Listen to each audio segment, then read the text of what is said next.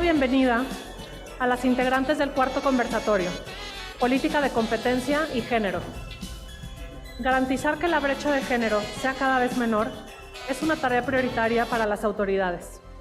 En este panel abordaremos el rol que tiene la política de competencia en la creación de condiciones más equitativas para las y los mexicanos.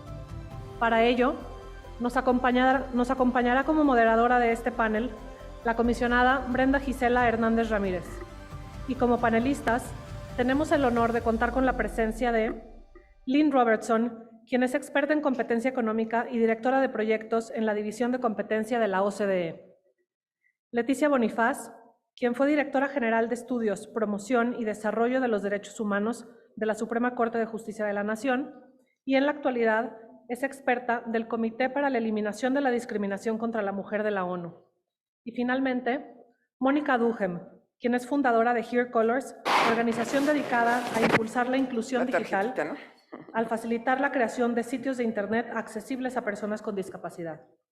Gracias por su asistencia. Comisionada, adelante. Muchas gracias, Elvia. Muchas gracias a nuestras panelistas. Realmente es un honor tenerlas. Son expertas en cada uno de los temas que nos van a compartir.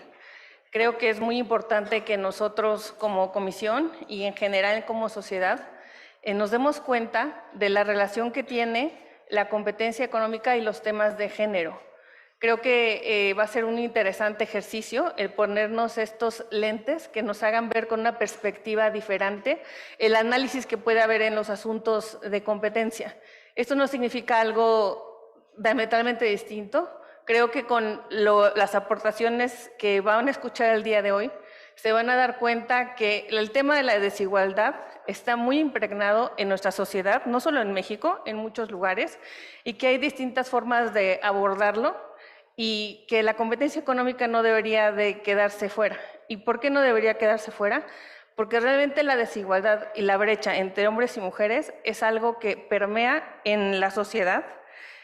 Podría darles algunos datos específicos, pero es algo que se genera y se va muchas veces desgraciadamente fortaleciendo debido a cuestiones como violencia contra las mujeres, la brecha salarial, que como vamos a ver también hay una brecha digital que se está formando y que es muy importante ver cómo esta se disminuye, y porque hay una repartición desigual de las tareas en las casas. El hecho que las mujeres en general tengan una participación para las tareas del hogar y de los cuidados impacta mucho en la participación que tienen en los mercados laborales, obviamente en su poder adquisitivo, y de ahí eso va impregnando a los mercados. Entonces yo los invito a que escuchen con estos nuevos, esta nueva forma de ver, ¿no?, lo que es la competencia económica, y nuestro panel se desarrollará de la siguiente forma. Cada una de las panelistas tendrá 15 minutos para exponer. Iniciaremos con Leticia Bonifaz, que nos hablará un poco de la brecha salarial y la experiencia que haya tenido al respecto y en temas que se relacionen. Después Mónica nos compartirá la experiencia, y que son temas muy interesantes y que se relacionan de hecho con algunas de las cuestiones que Tomaso pues ya señaló respecto a las cuestiones de la brecha o la inteligencia artificial, cómo puede impactar en la brecha de género. Y finalmente Lynn Robinson nos hablará un poco de, en la OCDE ha habido una serie de estudios, de proyectos que van relacionados con este tema, ¿no? Somos muy afortunados de tener el día de hoy pues el toolkit para hacer un análisis con perspectiva de género en política de competencia. Apenas lo han ellos emitido, y ella nos va a compartir un poco de este proceso y del contenido del mismo. Muchas gracias y doy la palabra a Leticia. Gracias, muy buenas tardes a todas. Mucho gusto estar aquí y la COFESE más con perspectiva de género, que es tan importante. Entonces, me invitaron básicamente para hablar del tema de las brechas de género y sobre todo en el ámbito laboral, porque hay brechas en muchos otros ámbitos. Y yo lo que le comentaba a la comisionada es que quería aprovechar esta oportunidad para decirles, pues que en este momento soy una de las 23 expertas en el Comité de la ONU para la eliminación de todas las formas de discriminación contra la mujer. Y desde que llegué vi como una cuestión sistemática en el análisis de los informes que rinden cada país. Para quien no esté familiarizada con el contexto de CEDAW, les digo que la convención se firmó desde 1979, que el comité empezó a funcionar en 1982 y que cada país rinde cuentas cada 4 años de cómo está su avance en materia de no discriminación en varios ámbitos.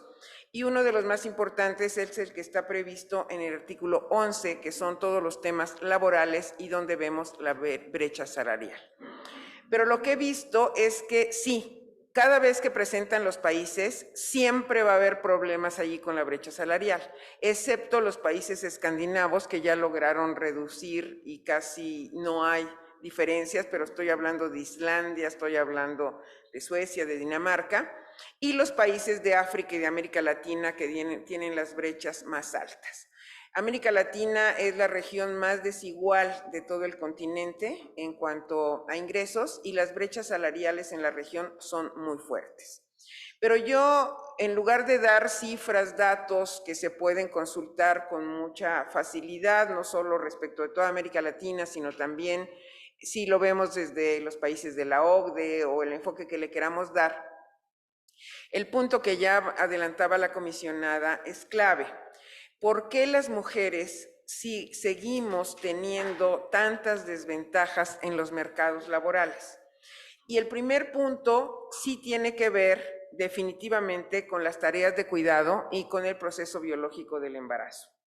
Las mujeres siguen siendo discriminadas por razones de embarazo, todo el proceso de lactancia, el puerperio, pero también porque todas las mujeres en algún momento tienen que enfrentarse a esta disyuntiva entre el tiempo que le voy a dedicar al trabajo y el tiempo que le dedico a la casa, y la disyuntiva familia o trabajo se presenta en muchos de los casos que a los hombres no se les presenta como disyuntiva. El COVID mostró también en todo el mundo que las primeras que quedaron fuera del ámbito laboral formal fueron las mujeres.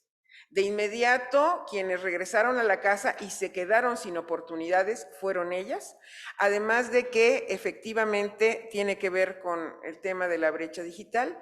Muchas mujeres ni siquiera pudieron desarrollar su trabajo desde casa porque tuvieron que renunciar al espacio que tenía el marido al conectarse, los hijos al conectarse y ella, como siempre, en el último lugar. Si no terminamos de conciliar el tema de los cuidados, no vamos a reducir la brecha de género y particularmente la salarial, y también si no terminamos de combatir los estereotipos que te colocan a la mujer en una posición siempre en desventaja. También tenemos el otro punto muy importante, que es la capacitación. Muchas más mujeres tienen capacitación en casi todos los ámbitos de la vida pública, pero en algún momento les digo, además de la renuncia por razones biológicas del proceso donde deciden ser madres algunas, en algún momento también se ve claro cómo no todas las carreras siguen abiertas y asequibles para las mujeres, porque sigue habiendo un mundo muy de hombres que no se ha terminado de compensar. Curiosamente, las universidades tienen ya a muchísimas mujeres, pero muchas mujeres no se refleja en la misma proporción cuando se trata ya de su ingreso al ámbito laboral, por lo que no se puede ver el ámbito de la competencia y la brecha salarial como un tema solo de derecho al trabajo y solo de artículo 11 de la Convención, sino que se tiene que ver también en todos los procesos educativos y en la reducción de las brechas digitales de las que vamos a hablar. Cuando vemos la integridad de las razones de por qué las mujeres seguimos estando discriminadas, vemos que los factores van a ser muy diversos Y desafortunadamente las proyecciones son que al menos en América Latina nos va a llevar 20, 30 años más el trabajo de ir reduciendo estas brechas. Las cifras de Naciones Unidas no son nada halagüeñas, pero lo más importante es como tener clara la ruta y el rumbo. Y parte de esa ruta es el combate a los estereotipos. Por esa razón, desde CEDAW, hoy mismo estamos trabajando en la que va a ser la recomendación general número 41 del comité y que se va a referir justamente al combate de los estereotipos, porque sigue muy fuerte el tema de decir qué le toca a las mujeres, qué le toca a los hombres, como construcción social, independientemente de las potencialidades, de las capacidades y de lo que cada una de nosotros puede hacer de acuerdo a su formación. Por el otro lado, también ha sido muy claro cómo durante muchísimo tiempo nos hemos dedicado a revisar cómo se ha integrado la mujer al espacio público, pero hemos dedicado mucho menos tiempo a terminar de ver cómo se compensa en la casa la distribución de los trabajos. Estuve esta semana en el INEGI y estaba yo viendo que en los 40 años del INEGI, muy al inicio, no se trabajó con perspectiva de género y este trabajo se empezó a hacer ya midiendo el tiempo libre, cómo lo dedican hombres y mujeres, y sobre todo esto que han sido lo que le llamamos ENDIRE, que te permite tener la radiografía de qué está pasando con el día a día de las mujeres en el ámbito público y privado, y es evidente que la tarea está incompleta porque las cifras ahí están, los datos duros ya los tenemos. Lo que falta es esta política pública que vaya induciendo a la disminución de estas brechas de desigualdad que no se van a terminar si no estamos conscientes de todos los factores que influyen y que ahorita pues estoy tratando de enfocarme solamente a dos, que sería el tema de los estereotipos, el tema de los cuidados, más bien tres, y el tema de la formación desde las escuelas, donde más niñas participan desde temprana edad en tareas que antes estaban reservadas para los hombres. Desde mi punto de vista, el trabajo que yo hago a nivel internacional, revisando prácticamente a todos los países del mundo, sí sirve cuando esto se complementa con el trabajo de otros órganos de Naciones Unidas, pero también lo que necesitamos ver cómo acabamos de aterrizar estas pautas, estas directrices que se dan a nivel internacional y a nivel mundial, viendo el contexto de todos los países del mundo, hasta que los vamos enfocando a la región y después particularmente a México. Y dentro de México tenemos que hacer la diferencia en todo el ámbito rural y urbano e ir viendo las diferencias estado por estado. Algo que impacta cuando hacemos la revisión en los países del mundo es que sí es diferente cuando se presentan países como México o como Brasil o cualquiera que tenga un contexto federal, en donde no es lo mismo dictar una política pública uniforme a que vas a tener grandes diferencias si analizas lo que pasa en la Ciudad de México con algunas zonas de Guerrero o de Oaxaca o de Chiapas. Ya sabemos, siempre casi el enfoque es lo mismo, de cómo el mismo país tiene diferencias en las brechas de desigualdad en el ámbito urbano a cuando pasamos al ámbito rural. El ámbito rural sigue estando poco estudiado. Solo recientemente se ha visto cómo, a partir de trabajo directo de empoderamiento a mujeres indígenas en algunas zonas de Oaxaca y de Chiapas, a partir de que las mujeres participan en cooperativas, a partir de que las mujeres son dueñas de sus propios recursos y tienen ingresos que ellas puedan administrar con sus artesanías, del barro, de los tejidos, empiezan también a empoderarse y a tener una relación diferente en casa, y esos serían los ejemplos que tenemos que mostrar de cómo sí las cosas pueden ir cambiando, no solo viendo la directriz que a mí me toca en el ámbito internacional, sino el día a día de las mujeres indígenas de México y particularmente de Chiapas, que también por mi origen tengo la posibilidad de trabajar. En el momento en que una mujer es independiente económicamente y tiene el control de sus recursos, tiene una relación diferente en casa en cuanto al estatus y empiezan a transformarse las cosas. Nos falta muchísimo, sí, pero creo que ya se ha logrado avanzar en todos los ámbitos, y mi sugerencia es que nos hablemos más entre instituciones, que tratemos de que haya mayores diálogos, que hablemos también más entre disciplinas, porque muchas veces cada quien está viendo su propio mundo. Yo cada vez he dejado más el mundo del derecho para meterme al trabajo con sociólogos, con antropólogos, con etnólogos, y te da otras posibilidades de visión de cómo ir transformando las cosas. Voy a dejar mi intervención hasta aquí, agradeciéndoles mucho su atención.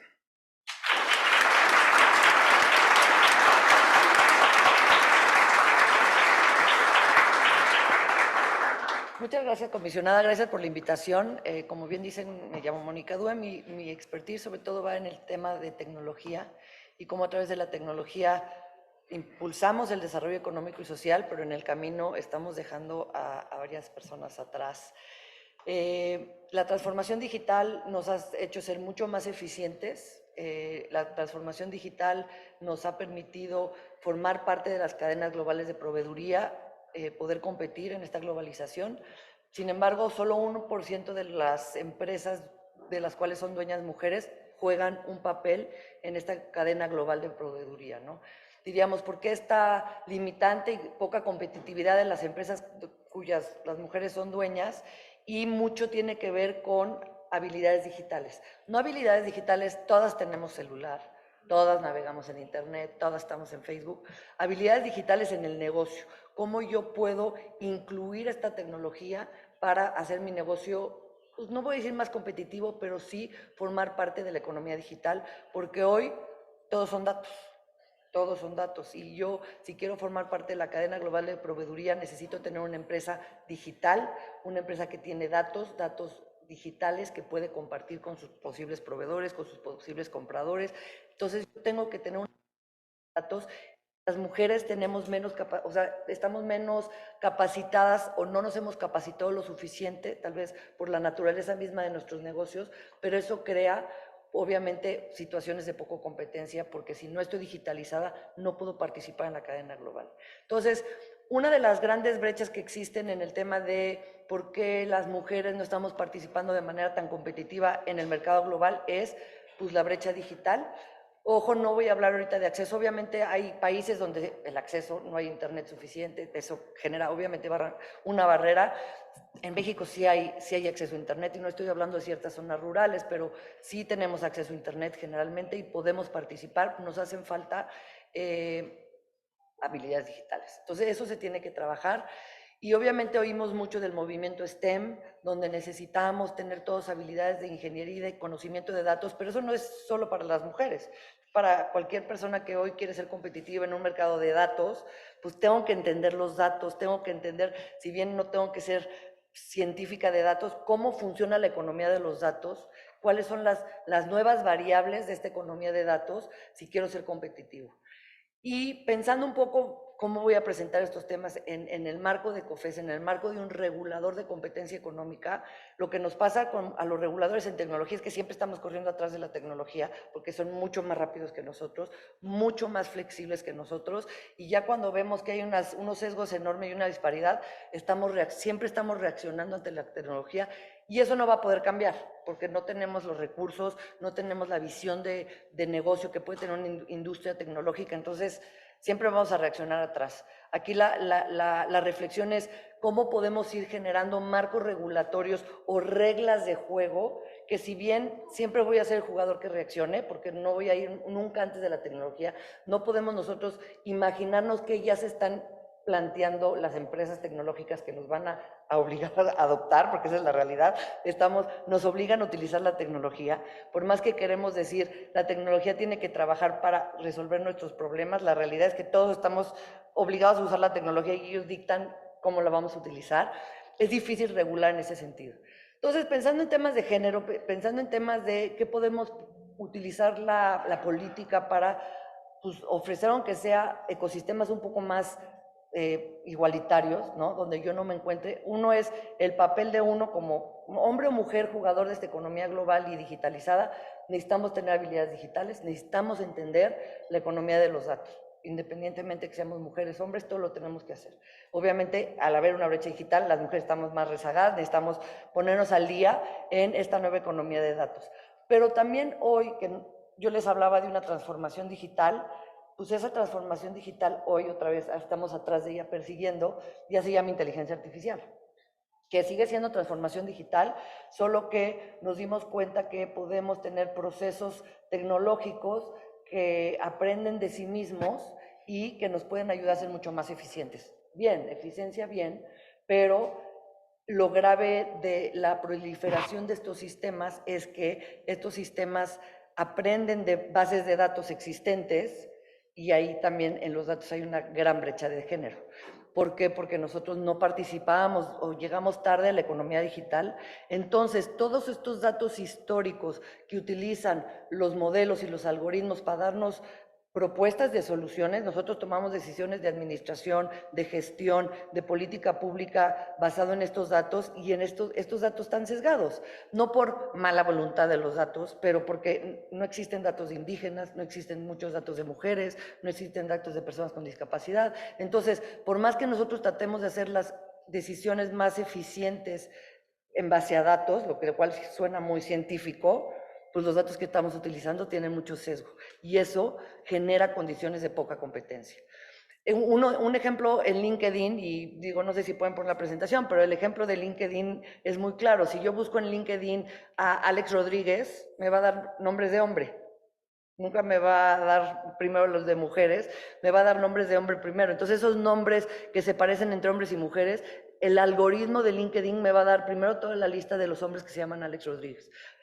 Y sí, pues eso es una barrera a la competitividad, estaba limitando también, yo no voy a ser la primera que va a salir en esa lista de posibles personas que voy a contratar, porque el algoritmo justamente me está sacando información sobre hombres. Y como este tipo de ejemplos podemos encontrar mucho, le comentaba a la comisionada ahorita que fue el Mundial de Fútbol en Australia de mujeres, si le preguntabas a Alexa quién ganó, Alexa no sabía que las mujeres jugaban fútbol y no te podía contestar. Porque se va a las bases de datos y dice, pues no, ¿de qué me estás hablando? Pues eso es una brecha digital, ¿no? Una brecha en cuanto a nuestras condiciones de igualdad. Obviamente, un escándalo, ajustas el algoritmo y te puede dar mejores resultados, porque al final el algoritmo no tiene mala voluntad, ¿no? Está programado, agarra los datos que existen y en base a los datos que existen te está arrojando las soluciones, ¿no? El ChatGPT lo mismo. Entonces, ahorita que cada vez más estamos utilizando este tipo de tecnologías, que es la realidad, no podemos tampoco negar la realidad, hay que conocerla, entenderla y ver cómo podemos hacer buena regulación para poner aunque sea el piso parejo. Entonces, una cosa es, como les digo, las habilidades digitales, que es otra parejo para todo mundo, entender la economía de datos parejo para todo mundo, y otra cosa muy importante es generar información, porque todos trabajamos en línea, generar información que sea con cierto protocolo para que las máquinas la puedan leer. ¿Por qué esas bases de datos también existen este sesgo? Porque nosotros subimos PDFs, fotos e imágenes que no puede interpretar la máquina y seguimos sin existir entonces en el mundo digital. Y esto es un gran riesgo otra vez, no solo para nosotras las mujeres, pero para cualquier empresa que quiere ser competitiva, cualquier empresa que quiere salir en un buscador de Google porque quieres vender más. Pues yo lo que tengo que hacer es generar información digital que Google pueda interpretar y me pueda reconocer y yo ya, digamos, tener una identidad digital donde ya empieza a aparecer, ¿no? Entonces, Eso es como parejo. Ahora voy a hablar un poco de justo los sesgos que existen en la inteligencia artificial, sesgos que no podemos, mira, ahí está, no podemos obviamente anticipar, pero sí podemos empezar a regular un poco, porque es la realidad. No puedo decir ahorita, hagan algoritmos sin sesgo.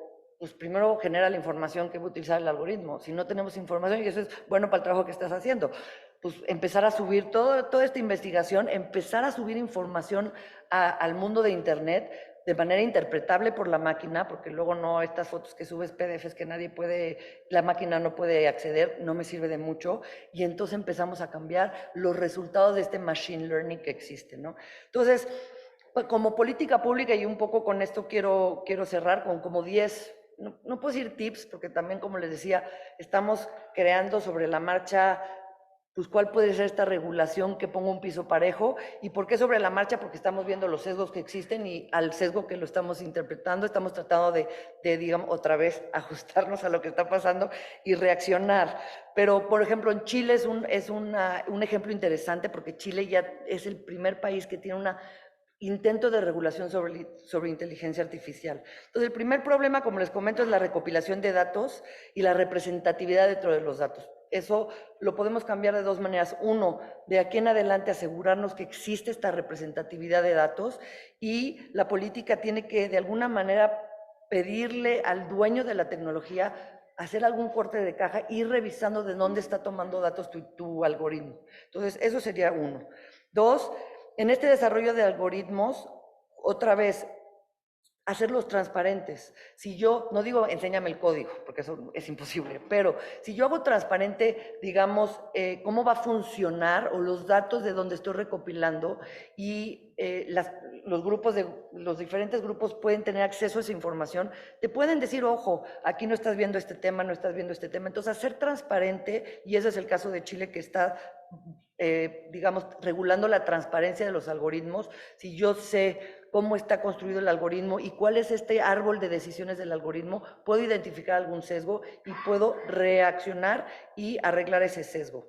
Obviamente, directrices éticas y diversidad en la elaboración de los algoritmos, y eso es una realidad. Si somos 5 mujeres haciendo un algoritmo, pues por nuestra misma condición y nuestro bagaje de conocimientos, vamos a hacer un algoritmo sesgado. Entonces, cuando estamos desarrollando algoritmos, es importante tener grupos diversos para asegurarnos de incluir las más variables posibles dentro del desarrollo. Y otra vez, aquí las mujeres jugamos un papel, que no estamos sentadas en la mesa de desarrollo de algoritmos, tenemos que estar ahí, obviamente tenemos que prepararnos para poder identificar posibles sesgos desde el inicio.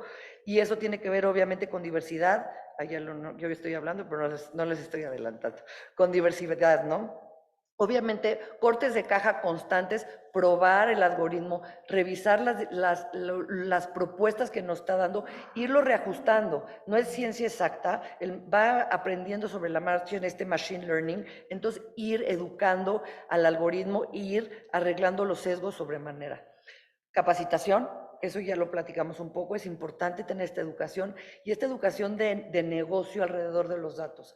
Y como lo dijo Tomaso muy bien, una cosa es la protección de datos. A mí que me hablen de miles de empresas, de dónde tienes mi celular y por qué tienes mi celular, cae muy gordo. Eso es protección de datos, y eso es otro organismo el que lo tiene que tener. Pero si lo vemos desde el lado de competencia económica, el que tiene acceso a esos datos tiene acceso a una base de clientes potencial gigantesca. Entonces, piso parejo. ¿Quién tiene acceso a esos datos? Si todos van a tener acceso a esos datos, vamos a ver cómo podemos regular el acceso a esos datos. Entonces, tiene que ver, obviamente, con responsabilidad y rendición de cuentas. Y, finalmente, pues la conciencia pública de estos sesgos que están existiendo, ¿no? Se tiene que crear un nuevo regulador de lo que pasa en línea. No estoy muy segura, porque sí estoy convencida que la tecnología siempre va a avanzar más rápida que nosotros, pero pensar en estas variables que tiene que ver con uso de datos, qué tipo de datos, cómo está organizado el algoritmo, cómo podemos regular y a través de transparencia arreglar mi algoritmo para que estos resultados sean un poco más parejos. Y nosotros también, como mujeres, tenemos que crear capacidades para hacer parte de esta nueva economía, porque es un hecho que la economía es digital, es un hecho que cada vez se utiliza más tecnología y que los datos en formato digital son importantes. Entonces, muchas gracias. Es un poco lo que les quería platicar hoy.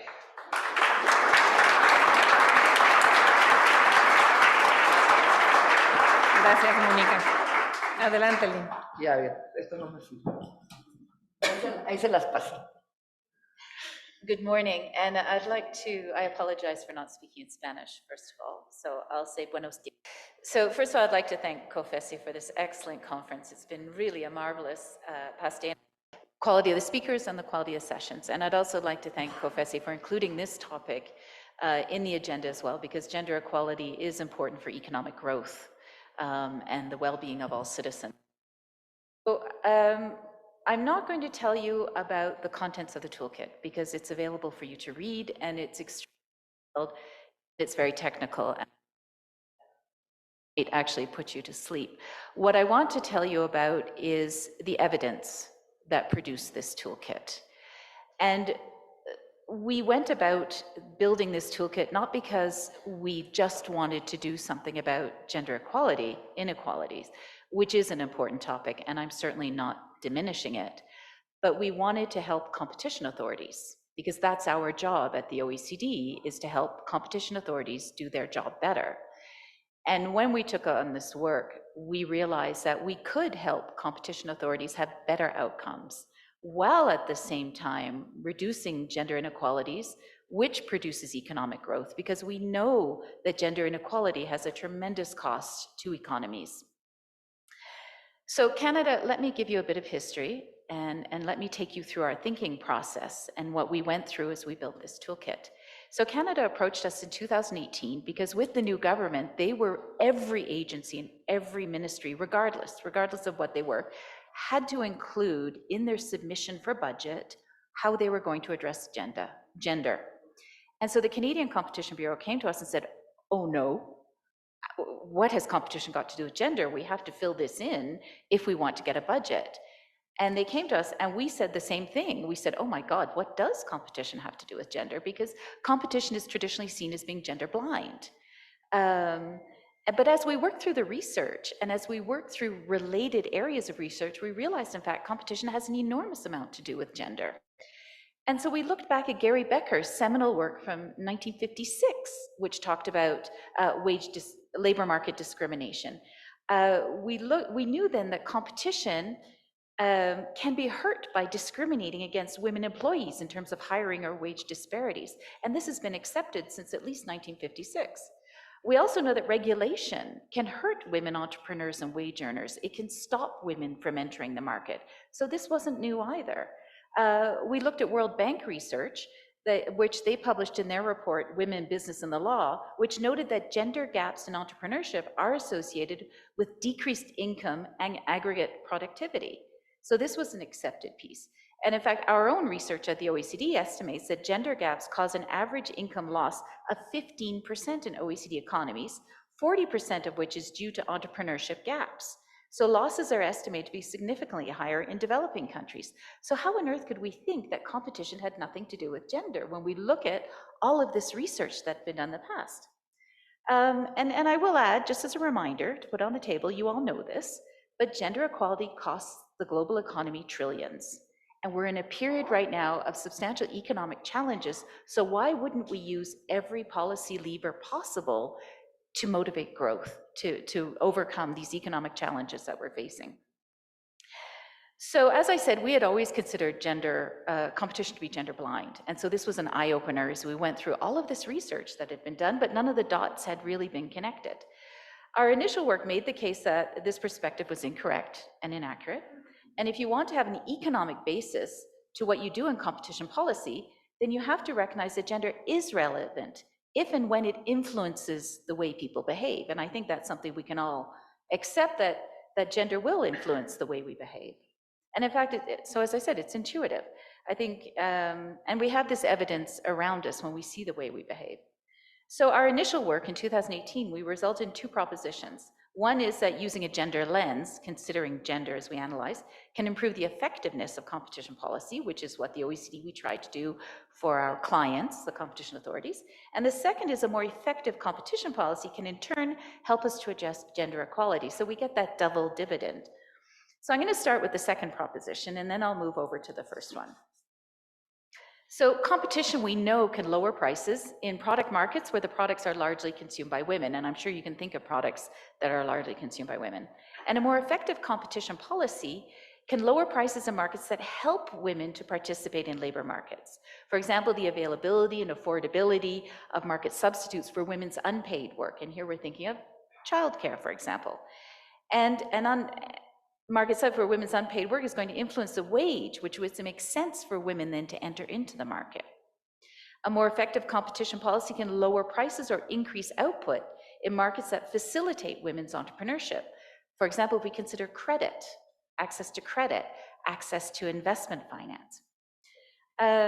Women entrepreneurs in some developing countries also face anti-competitive barriers, regulatory barriers to entry, which can protect less efficient male entrepreneurs and their businesses from the threat of more efficient competitors, us women, and at a cost to consumers of both genders, which means the market is not working as efficiently as it could, which means that men are not benefiting either from either lower prices or better products. We can also reminder here about the issue of property rights, and particularly in Africa, which keeps many women out of agricultural markets. And there's evidence that more competitive markets would strengthen the business case for women on boards. And we know that improving the diversity of boards can improve compliance and reduce exposure to sanctions for anti-competitive behavior. I also read a paper recently that indicated that startups that hire more women at equal pay actually do better in the long run than startups that discriminate women either in hiring or in lower wages. So then we also have the effects have on bearing on wages and protection that women obtain as workers in the labor market. So more effective competition can reduce the scope for gender-based discrimination by employers, shift jobs from the informal sector to the formal sector. We know that many women are working in the informal sector where they lack any sort of protection, but more importantly, they cannot be taxed, which means the government is losing out on revenue. Competition can increase the wages of women workers. We discussed that yesterday with Joanna. And particularly in some developing countries by removing regulatory barriers, which make it very difficult for them to switch jobs. So let me just turn back to the reason why we're here, which is applying a gender lens, how that can improve the work of competition authorities and improve their outcomes, which is really what they need to be able to do. So we felt there was enough research to show that competition can address gender inequality, but we lack the evidence. We want, as the OECD, we always like to be evidence-based. We want the data, we want the proof. And so we wanted also, therefore, to develop this evidence base. For example, to undertake legal research across cases, we wanted to collect data, we wanted to test hypotheses, we wanted modeling, and we wanted case studies. So with the support of Canada, once again, who came with us with a voluntary contribution, so again, I thank Canada, who is the godparent, mother of this project, and we developed this, we turned to develop the evidence in order to produce a guidance, a toolkit. And Canada generously said, look, actually, this isn't just for us. We want this to be a common good because something that all countries could benefit from. So we sent out a call for research proposals, and surprisingly, because we thought this was a very niche topic, we received over 60 proposals from around the world, from academia, from research institutes, from competition authorities as well. So we realized there was a thirst for this knowledge. It was really, we were at the genesis of something. And out of the 60, we chose 7. And we chose these 7 because they cut across as many different areas as we could of the work of competition authorities, from cartel investigations to market definition, to the use of data, the use of surveys, and public interest clauses. But now, as I've been more and more in this topic, I realized one area was really missing, and I have to congratulate South Africa here, which was, what are the pro-competitive reforms? What can competition authorities do to facilitate the entry of women entrepreneurs into the market? And South Africa just produced a paper, and one of the researchers who worked on that paper worked on our project. So it's looking at women as business owners, and I encourage you to look at that to see what an authority can do to promote the entry of women into markets as business owners. So we ended up with our toolkit, which is available in Spanish, thank you, COFECE. And if anybody would like to translate it to Portuguese, that would be very much appreciated. So the toolkit explains, and it shows really practically about how to apply a gender lens as a matter of course. And it doesn't mean that each time you have to do a market study or each time you have a suspected cartel that, oh, I have to apply a gender lens. But what it means is that just to stop and go, is this something where gender might be relevant? Just to stop for a moment and ask yourself this question. And the toolkit provides guidance, therefore, if you think, actually, there might be something here. And I just had my 5-minute flash, so I'm going to speak quickly. So the toolkit gives you the guidance line on how to apply gender lens in merger control, market definition, competitive effects analysis, survey design, gathering and use of data, how to analyze data, how gender might influence on cartels, on collusion, on advocacy, on compliance, on prioritization, on institutional considerations. Let me breathe. And ex post analysis. So you can see how gender just cuts across almost all parts of the work.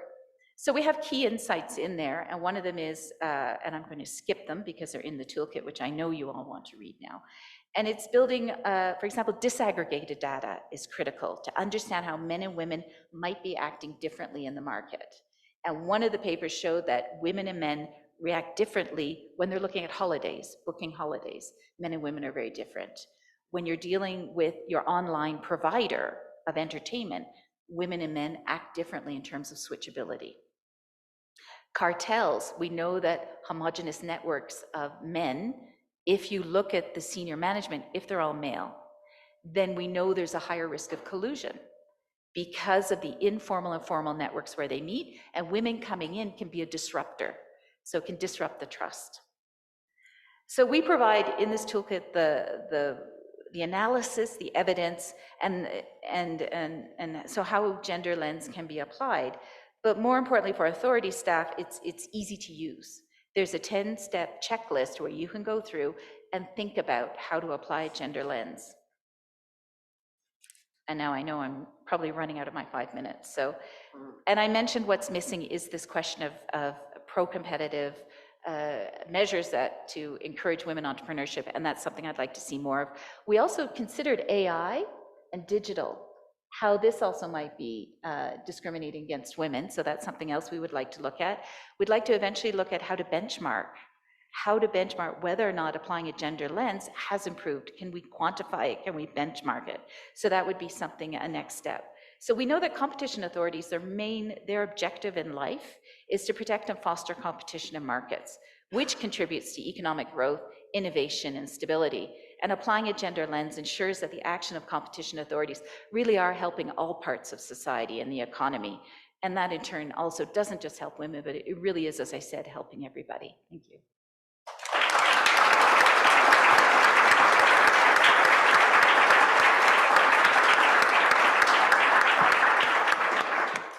Muchas gracias a las tres por su participación.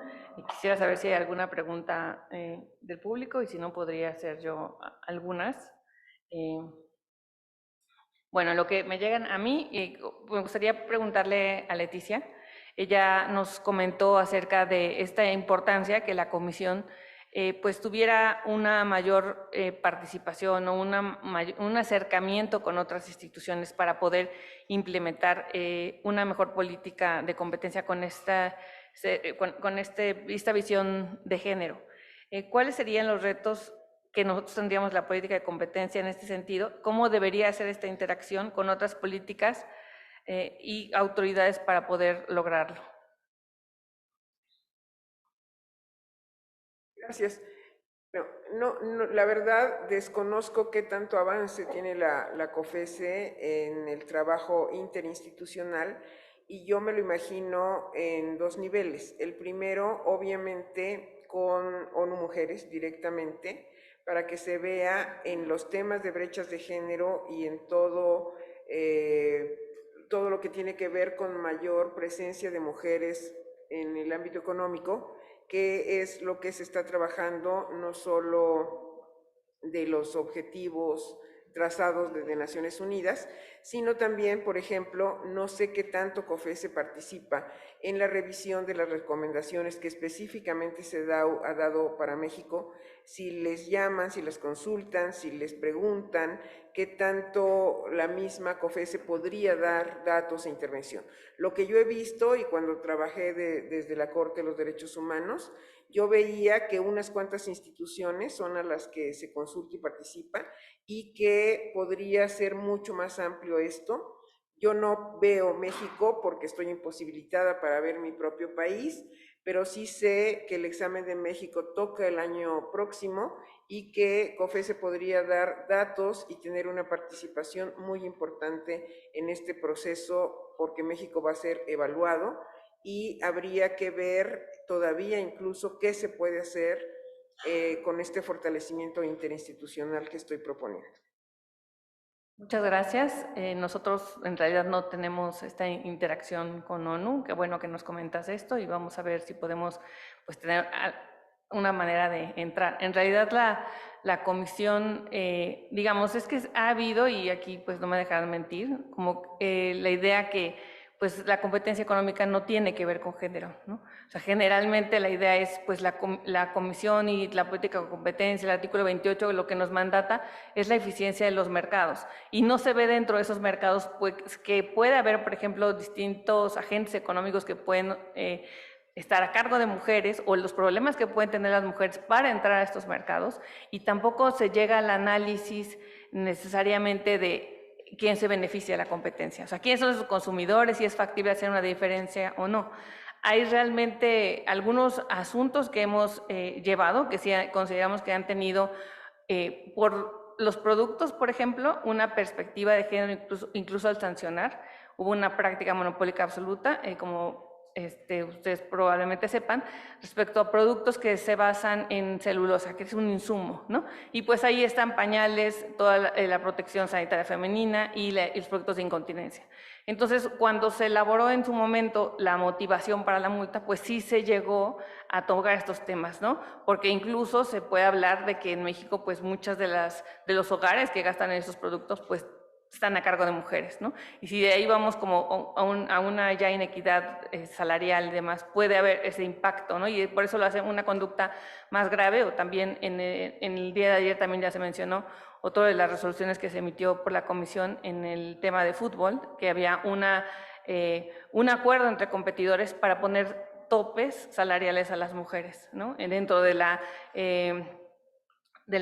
Liga Femenil de Fútbol, ¿no? Entonces, estas cuestiones sí van de cierta manera dando señales, y es un trabajo que nosotros pues queremos retomar y ver de qué manera, porque sí creo que el lograr en algún momento pues que esta desigualdad disminuya, pues sí es una cuestión de muchas agencias, de muchas autoridades, es una política que debe ser de gobierno y que debemos de aprender a ir pues trabajando en ello, y el trabajo de la OCDE nos es muy útil.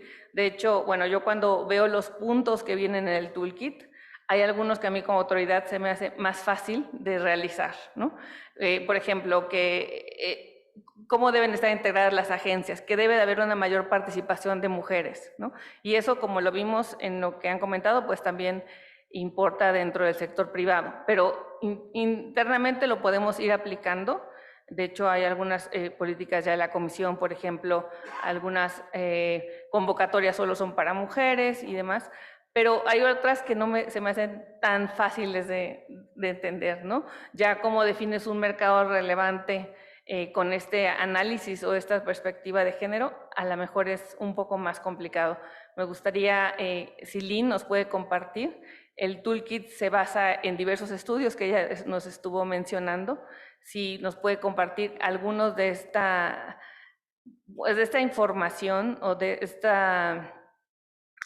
lo que revelaron para cuestiones más técnicas ya, por ejemplo, yo sé que mucho es manejo de datos, pero cómo analizar esos datos a la luz de asuntos particulares, por ejemplo, de concentraciones o de algún problema de una práctica monopólica, un cártel. It's a very big question. It's a really big question, because I think you just summarized about 5 of the papers in one question, which must be about 300 pages of work. So there's that one is, I I think, how to answer this. One of the things that many of the papers was about the quality of data and the type of data and the way the data is collected. So what they found was that most of the competition authorities in general would collect data, and they would not have any separation between identifiers for men or women. So it would be impossible to understand, therefore, based on this generalized data, about whether or not men and women were acting the same way within a market. So one of the papers, what they did was they took surveys that they had run, and they looked for identifiers within it to be able to disaggregate the data into men and women. And one of the, and so I'll go back to this one about online streaming services, because they had run a survey on online streaming services, and by going back and disaggregating the data, what they found, and this was after they had finished the work and they had written the paper, was in fact men and women acted differently, as I said earlier in my talk. And women were much less likely to switch. And this was a result that they would not have been aware of. They would not have been aware of the way men and women act differently in this market if they had not desegregated the data. So we go back then about the way surveys are designed to include identifiers that have separate out men and women. And maybe you'll find when you get in the research and the data that the men and women are responding the same, but you might also therefore have the possibility to see that women are in fact acting differently. So the way surveys are designed and the ability to collect disaggregated data is extremely important. And then data can also be scraped from across the web. Data can be collected from other competition authorities. So there's many sources for the data. And therefore, that's probably the primary first step, is to get the data.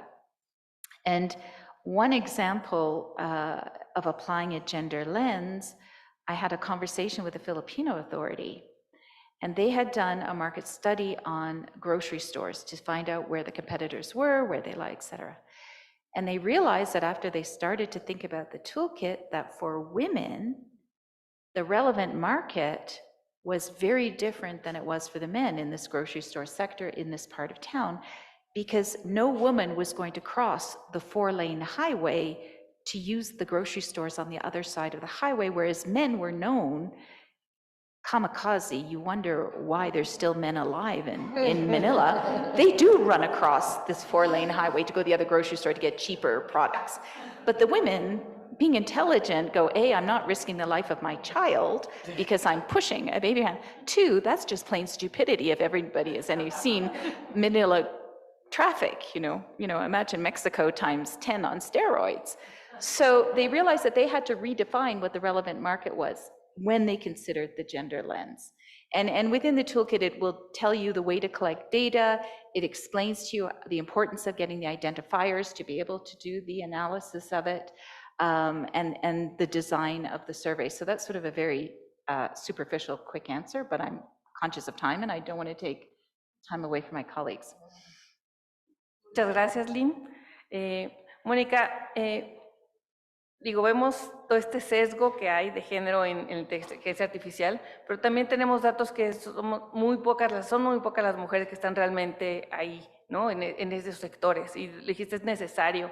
Hay datos como de que hay, por ejemplo, en realidad en ciencia en general, pues es un 33% de mujeres, ¿no?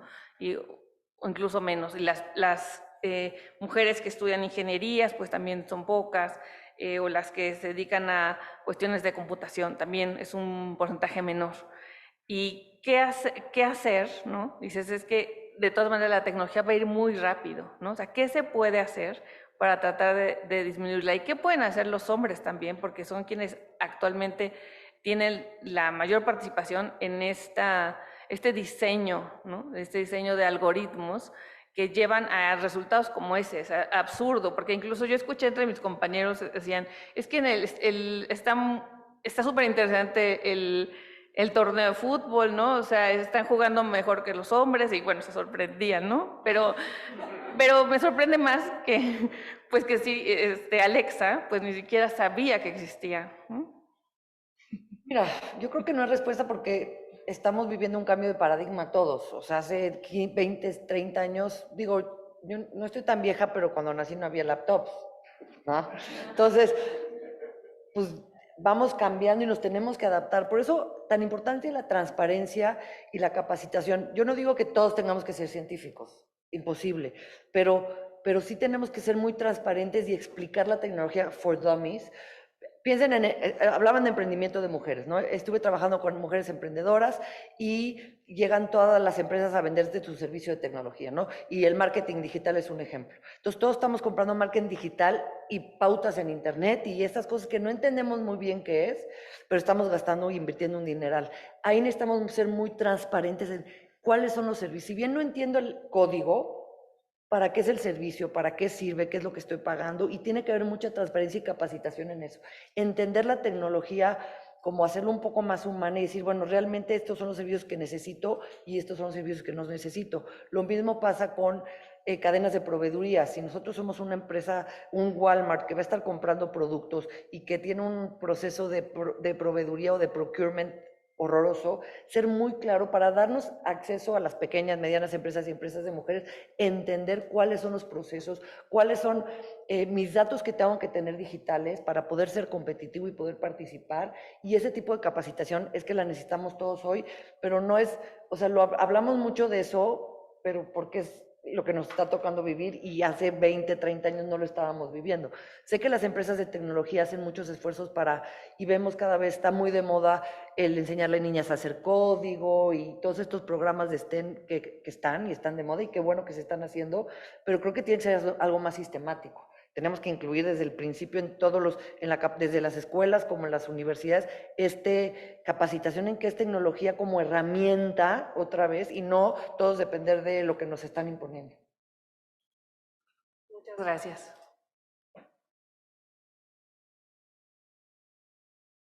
Tengo varias preguntas. La primera es para Leticia. ¿Cuál es tu opinión acerca de las políticas de salario rosa que algunos estudios han implementado? ¿Vamos por buen camino o qué podría mejorar? Este tema de los salarios rosa es importante, pero en CEDAW tenemos un rubro que se llama medidas de carácter temporal. Entonces, los salarios rosas son eso. Vamos a hacer diferencias hasta en tanto necesitemos hacer esas diferencias, pero nuestro objetivo es finalmente lograr la igualdad que se sostenga. Es decir, esto lo vemos más claro, por ejemplo, en las cuotas en materia electoral.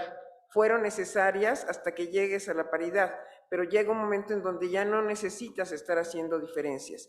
Entonces, el tema de los salarios rosas y otras medidas de carácter temporal deben ser eso, provisionales hasta en tanto logramos la igualdad plena, que es lo deseable. Muchas gracias por esa intervención con la cual coincido totalmente. Mónica, aquí me preguntan, ¿podrías proporcionar algún ejemplo de buenas prácticas internacionales en materia de equidad de acceso digital? Como les comentaba, Chile ahorita tiene una nueva regulación de tecnología, ¿no? de inteligencia artificial que pide esta transparencia. Entonces creo que eso ya es una buena práctica para poder entender si los resultados de este sesgo, de esta inteligencia artificial está sesgado o no, y eso es una buena práctica. Y cuando pensamos en la eliminación de brechas, son muchísimos sectores, son desde asequibilidad. En muchos países donde el dinero viene por el lado del hombre y no le compra una computadora a su esposa, pues ahí tienes un problema de brecha digital porque no me alcanza para comprarme una computadora. Entonces, como que hay diferente, uno es habilidades, yo diría, uno es acceso a la tecnología que tiene que ver con asequibilidad y otro tendría que ver con habilidades digitales. Y para Lynn, tengo aquí ¿cómo pueden interactuar las acciones afirmativas con regulación y competencia económica?